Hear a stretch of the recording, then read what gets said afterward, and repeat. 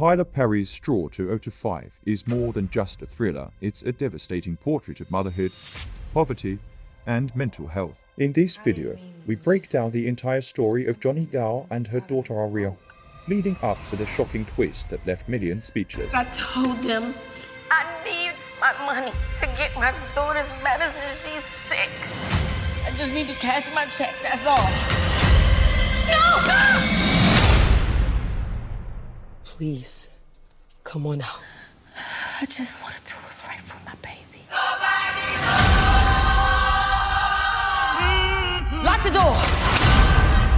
Tell him close the blinds. We need to figure this out. I don't want you to get hurt.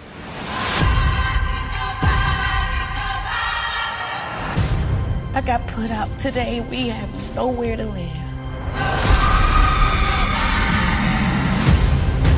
And that man robbed me.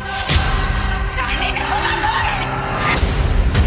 You want to kill me? You want to blame me for robbing this bank, and I didn't do it. You can't help me. Nobody ever helps me. This is bad, Janaya. This is not your average bank robber.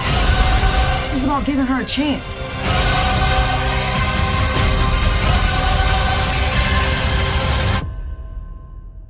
It seems like you had a lot to get over today.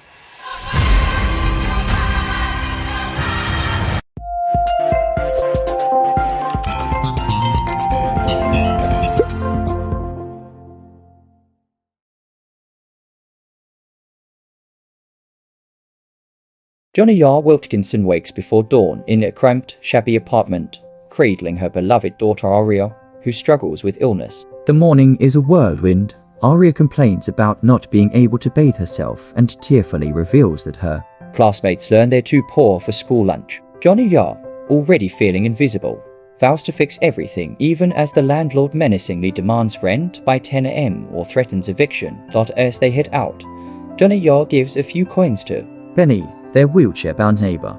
The kind gesture costs her favor with the landlord, and she hurries on to drop Aria at school, where the principal shoots her a puzzled glance. From here, her day unravels like a nightmare. At her grocery store job, a customer angrily flings a bottle after she refuses a WIC card transaction for ineligible items. Then the boss shouts at her to mop up the mess. No sympathy, no check, no time off. While drying dishes, Johnny Yao receives a frantic call.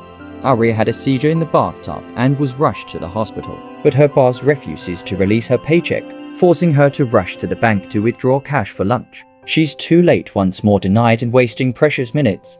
Hearing more bad news, she races to the school, only to be confronted by CPS and the principal, accusing her of neglect. As they wheel Aria away in silence, Johnny Yao pleads, but no one sees the truth of the bruises, just a mother drowning. In that moment, beneath the downpour, she's cut off on the road by an off-duty cop who splashes coffee on her windshield and waves her off. The police later impound her car for expired plates. Evicted, jobless, paycheck trapped, and nearly broke, Johnny Yao stumbles back toward her empty home. Turning on her heel, she confronts her boss at the store only for armed robbers to burst in. In the violent chaos, Johnny Yao disarms one assailant, shooting him dead, then shoots her boss when he accuses her of orchestrating it. Stunned, she escapes across the street with only her bloodied paycheck dotted to the bank, desperation clawing at her.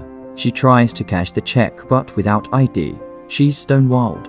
Time slipping away, she brandishes a robber's gun. Bank manager Nicole, uneasy, triggers a silent alarm. A stunned Johnny Yao is now a hostage taker.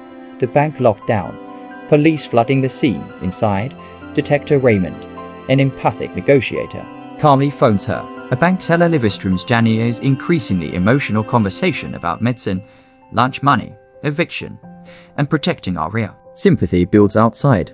A crowd gathers, chanting "Free Johnny Yao." Meanwhile, Johnny Yao sees the cop who harassed her and panics. Raymond insists that cop has been taken into custody. Nicole discovers Ari's science project in Janier's bag. It's sparkling, not a bomb. A teller's bathroom message confirms no threat. Nicole remotely cuts cameras and assessments over phone and phone-only gestures. Johnny Yao unravels, embraced by empathy and possibility of being heard. Just then, her mother calls to break the news.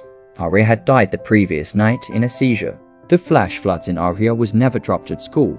The bruises were from a fall. School didn't call CPS. That call about bills, not neglect. Arya didn't survive. Every scene leading to this moment had been Janier's grief-soaked hallucination, a fragile mind weaving reality with wish and denial. Realizing the truth, Janier weeps as Nicole holds her hand. FBI shows up fully armed. A moment later, a vision flashes of police storming her down. But this too was imagined. Instead, she emerges surrendering peacefully under the gentle guidance of Detective Raymond and Nicole. Hand in hand, they walk through tear gas to surrender as the crowd watches in somber support. Tears, solidarity, a tragic peaceful end, themes and impact, desperation. Janier's unraveling highlights systemic failures, poverty, medical debt, housing instability, unsupported public services, mental breakdown and grief. The twist that Arya had died before her frantic day began forces every examination of every prior event as a fragile mind's fantasy.